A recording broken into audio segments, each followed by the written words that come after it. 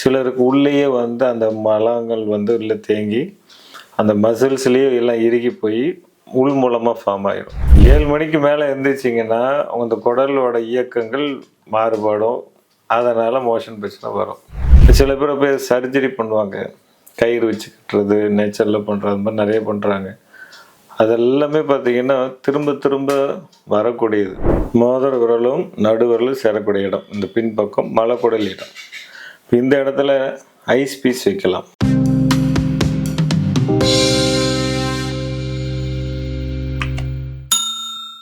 Sir இன்னைக்கு பார்த்தீங்கன்னா நிறைய பேருக்கு பார்த்தீங்கன்னா பைல்ஸ் பார்த்தீங்கன்னா ரொம்ப அதிகமாக இருக்குங்க சார். அதாவது இந்த மூலத்தெல்லாம் பற்றி நிறைய பேர் பாதிக்கப்படுறாங்க சார். நிறைய மாத்திரைகள் மருந்து எடுத்துக்கிட்டாலும் இல்லை பெரிய பெரிய ஹாஸ்பிட்டலில் போய் ட்ரீட்மெண்ட் பண்ணாலும் பார்த்தீங்கன்னா இந்த பைல்ஸ் பிரச்சனை வந்து உங்களுக்கு முழுவதுமாக பார்த்தீங்கன்னா குணமடையுது இல்லைங்க சார். இதனால் பார்த்தீங்கன்னா நிறைய பேர் அவதிப்படுறாங்க சார். முக்கியமாக பார்த்தீங்கன்னா இந்த 40 வயசுக்கு மேலே அதிக பேருக்கு பைல்ஸுங்கிறது வருங்க சார். இது எதனாலங்க சார் வருது? இது வந்து குணப்படுத்த முடியுமா சார்? நம்ம சூஜோக் அக்குபஞ்சர் மூலியமா இந்த பைல்ஸை குணப்படுத்த முடியுமா சார்? கண்டிப்பாங்க. இப்போ மூலம் பைல்ஸ் அப்படிங்கிறது வந்து பார்த்தீங்கன்னா 2 வகையாக இருக்குது. ஒன்று வந்து உள் மூலம், இன்னொன்று வெளி மூலம். அதுலேயே வந்து பார்த்தீங்கன்னா கொஞ்சம் கிரானிக் ஆயிடுச்சுன்னா ரத்தம் மூலம் மட்டும் உள்ள ஃபிஷர்னு சொல்லுவோம். வெடிப்பு வந்து ரத்தம் மாதிரி வந்த ஆரம்பிச்சிடும். இது எல்லாமே பார்த்தீங்கன்னா இதுவும் கோடை காலத்தில் வரக்கூடிய நோய்களில் முக்கியமானது. வெய்ய காலத்தில் அதிகமாக வரும். இதுக்கு மெயினான காரணம் வந்து பார்த்திங்கன்னா கான்ஸ்டிபேஷன் சொல்லக்கூடிய மலச்சிக்கல் தான். மலச்சிக்கல் யாருக்கு இருந்தாலுமே அதை உடனே கவனித்து அதை ஆரம்பத்தில் நீங்கள் நிவர்த்தி பண்ணிக்கணும். அந்த மலச்சிக்கல் அப்படிங்கும்போது என்னென்னா குடல் வந்து ட்ரை ஆகுதுன்னு அர்த்தம். தண்ணி பற்றாக்குறை தான். இப்போ வெய்ய காலங்களில் நம்ம தண்ணி குடிக்க சொல்கிறதுக்கு காரணம் என்ன, உள்ளே இருக்கிற ஒவ்வொரு உறுப்புகளும் ட்ரை ஆகும். நம்ம எப்படி வெளியில் நமக்கு வெயில் உஷ்ணம் தாங்க முடியாமல் தோல்லாம் கருத்து போதோ, உள்ளே இருக்கிற குடல்லேருந்து எல்லா ஆர்கனுக்குமே தண்ணி பற்றாக்குறை ஆயிரும். அப்போ நீர் அவசியம் தேவை.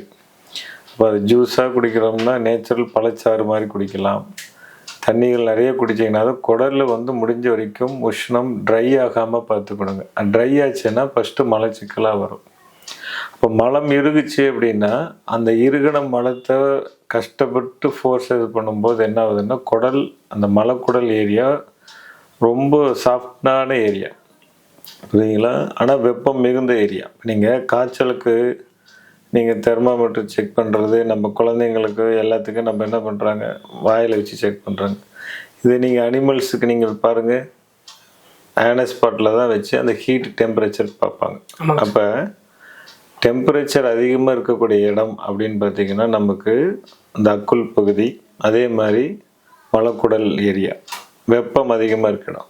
இப்போ இந்த நேச்சுரலான இந்த கோடை காலத்தில் மேற்கொண்டு ஹீட் அதிகமாகும், புரியுங்களா?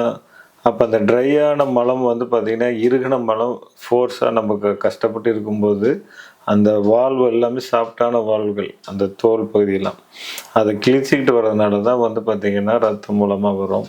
சிலருக்கு உள்ளேயே வந்து அந்த மலங்கள் வந்து உள்ளே தேங்கி அந்த மசில்ஸ்லேயே எல்லாம் இறுகி போய் உள் மூலமாக ஃபார்ம் ஆயிரும். சதைகள் உள்ளுக்குள்ளே ஒரு திராட்சை குத்தாட்டம் உள்ளுக்குள்ளே தேங்கிடும். மலம் வரும்போது வெளியில் வந்துடும். அதுக்கப்புறம் உள்ளே தள்ளி விடுவாங்க, கை வச்சு தள்ளி விட்டாங்க, உள்ளே போயிடும். அந்த மாதிரி பைல்ஸில் வந்து பார்த்திங்கன்னா 2 வகையாக இருக்குது. உள்ளே ரொம்ப உள்ளே போய் டீப்பாக இருக்கிறதும், சில பேர் போய் சர்ஜரி பண்ணுவாங்க. கயிறு வச்சு கட்டுறது, நேச்சரில் பண்ணுறது, அந்த மாதிரி நிறைய பண்ணுறாங்க. அதெல்லாமே பார்த்திங்கன்னா திரும்ப திரும்ப வரக்கூடியது. நீங்கள் என்ன பண்ணாலுமே அடுத்த சம்மருக்கு திரும்ப வரும். அப்போ நம்ம வருமுன் காப்போம் அப்படின்னா தண்ணி நிறையா குடிக்கணும். எங்கள் அக்குபஞ்சர் ட்ரீட்மெண்ட்டில் வந்து பார்த்திங்கன்னா அந்த மலக்குடல் ஏரியா அப்படின்னு பார்த்திங்கன்னா இந்த இடம் தான். அதாவது மோதிர விரலும் நடுவிரலும் சேரக்கூடிய இடம். இந்த பின்பக்கம் மலக்குடல் இடம். இந்த இடத்துல ஐஸ் பீஸ் வைக்கலாம், சரிங்களா? ஐஸ் பீஸ் வைக்கலாம். அதே மாதிரி இந்த கருப்பு கலர் அப்ளை பண்ணலாம். இந்த மாதிரி கருப்பு கலர் அப்ளை பண்ணிங்கன்னா உங்களுக்கு நம்ம மலக்குடலே குளிர்ச்சி பண்ணுற மாதிரிங்க, சரிங்களா? அதே மாதிரி ஒரு குறிப்பிட்ட புள்ளியில் வந்து விதை வைக்கிறது மாதிரி இருந்தால் இந்த இடத்துல நம்ம வெந்தயம் வச்சு கட்டலாம். நாகக்கண் ஓரத்தில் வெந்தயம் வச்சு கட்டினாலும் அந்த ரத்தம் மூலம், டிசென்ட்ரி, அந்த மூலம் சார்ந்த பிரச்சனைகள் சரி பண்ணிக்கலாம்.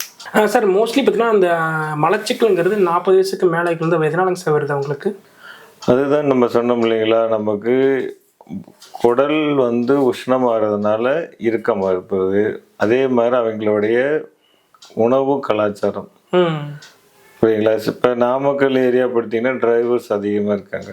அவங்கெல்லாம் பார்த்தீங்கன்னா நேரங்காலம் இல்லாமல் அந்த இன்ஜின் பக்கத்துலேயே உட்காந்து ஓட்டிகிட்டு போகிறாங்க பார்த்தீங்களா? அந்த உஷ்ணங்கள் மலைக்குடல் ஏரியாவை அதிகமாக உஷ்ணம் படும்போது அந்த குடல் வந்து ட்ரை ஆயிடுது. மேக்ஸிமம் டிரைவர்ஸுக்கு நிறைய பேர்த்துக்கு இந்த மலச்சிக்கல். பிரச்சனை இருக்குது. அதே மாதிரி இன்றைக்கி ஐடி ஃபீல்டில் பார்த்தீங்கன்னா தூக்கம் கெட்டு ஒர்க் பண்ணுறாங்க, சிஸ்டத்துலேயே இருக்குது. அதுவும் பாடி ஹீட்டு தான். அவங்களுக்கும் அவங்க உணவு கலாச்சாரம் பாருங்கள், பீஸா பர்கரு இந்த மாதிரி தான் நிறைய சாப்பிட்றாங்க. ஃபாஸ்ட் ஃபுட் ஐட்டம்ஸ் நிறைய சாப்பிட்றாங்க. அதுவும் ஒரு பிரச்சனை தான். இன்றைக்கி ஸ்கூலுக்கு போகிற குழந்தைகள் பார்த்திங்கன்னா நிறைய விரும்பி சாப்பிட்றது இந்த ஃபாஸ்ட் ஃபுட் ஐட்டம்ஸ் தான். புரியுங்களா? அது முடிஞ்ச வரைக்கும் அட்லீஸ்ட்டு கோடை காலத்துலேயாவது இந்த சம்மர்லேயாவது சாப்பிடாம தவிர்க்கணும். சார், இந்த மலச்சிக்கல் வருவதற்கு அறிகுறி இருக்குன்னு சார், இது எப்படி? அறிகுறிங்கிறது என்னென்னாங்க, நமக்கு ட்ரையாக இருக்கும், மோஷன் போகாது, ஓகே 2 நாள் ஆனாலும் போகாது. இதுதான் நமக்கு அறிகுறி. ஓகேங்களா? இப்போ அந்த காலத்தில் பார்த்தீங்கன்னா 4 மணிக்கு எந்திரிக்க சொல்லுவாங்க, தண்ணி நிறைய குடிக்க சொல்லுவாங்க. இன்றைக்கி அது மாதிரி செய்கிறாங்களா? எந்திரிக்கிறதே 7 மணிக்கு தான் எந்திரிக்காங்க. ஏன்னா ஒவ்வொரு ஆர்கனும் ஒர்க் பண்ணுற டைம் இருக்குது அக்குபஞ்சரில். இப்போ மலக்குடல் ஒர்க் பண்ணுற டைம் பார்த்திங்கன்னா 5 to 7. புரியுதுங்களா? அந்த 5 to 7 நீங்கள் எந்திரிச்சிங்கன்னா, தண்ணி நிறையா குடிச்சிங்கன்னா கண்டிப்பாக மோஷன் போகும். 7 மணிக்கு மேலே எந்திரிச்சிங்கன்னா அந்த குடலோட இயக்கங்கள் மாறுபடும். அதனால் மோஷன் பிரச்சனை வரும். இந்த கோடைக்கால வெயிலில் வந்து நம்ம வந்து எந்தெந்த உணவுப் பொருட்கள் எடுத்துக்கலாம், எந்தெந்த உணவுப் பொருட்கள் எடுத்துக்கூடாதுன்னு சொல்லுங்கள் சார். முக்கியமாக வந்து பார்த்திங்கன்னா இயற்கை சார்ந்த உணவுகள் நிறைய எடுக்கணுங்க. குளிர்ச்சி தரக்கூடிய உணவுகள் அப்படின்னு எடுத்துக்கணும். இப்போ நமக்கு இயற்கை சார்ந்த உணவுகள் அப்படின்னு பார்த்திங்கன்னா இளநீ, நொங்கு, வெள்ளரிக்காய், அப்படிங்களா, முலாம்பழம், இதெல்லாமே கோடை காலங்களில் எடுக்க வேண்டிய நம்ம உணவுகள். அதிகமாக இதில் வந்து நம்ம இதை எடுத்துக்கணும். காய்கறிகள்லையும் பார்த்திங்கன்னா நீர் காய்கறிகள் நிறையா இருக்குது. பூசணிக்காய் இருக்கு இல்லைங்களா, வெள்ளை பூசணிக்காய், முள்ளங்கி, தர்பூசணி, இதெல்லாமே நீங்கள் எடுத்துக்கலாம் அதிகமாக. சரிங்களா? அதிகம் காரம் சேர்ந்த உணவுகளை தவிர்க்கணும். அசைவ உணவுகளை தவிர்க்கணும். இதெல்லாம் உஷ்ணத்தை கொடுக்கக்கூடியது. அசைவ உணவுகளில் சிக்கன், முக்கியமாக கோழி, அதில் நாட்டுக்கோழியில் ரொம்பவே நமக்கு உஷ்ணத்தை கொடுக்கும். உஷ்ணம் கொடுக்கக்கூடிய பழங்கள்னு இருக்குது.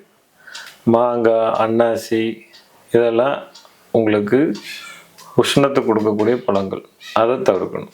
சார், ரொம்ப அருமையாக சொன்னீங்க சார். இந்த மலச்சிக்கல் வந்து வருவதற்கான முக்கியமான காரணம், அதுவும் இல்லாமல் இந்த மலச்சிக்கல் வந்தால் எப்படி நம்ம குணப்படுத்தலாம், ஈஸியாக பார்த்தீங்கன்னா ஆஸ்பத்திரி போகாமல் நம்ம சூஜக அக்குபஞ்சர் மூலமாக ஈஸியாக குணப்படுத்தலாம். ரொம்ப அருமையாக சொன்னீங்க சார். நன்றிங்க சார். தேங்க்யூ.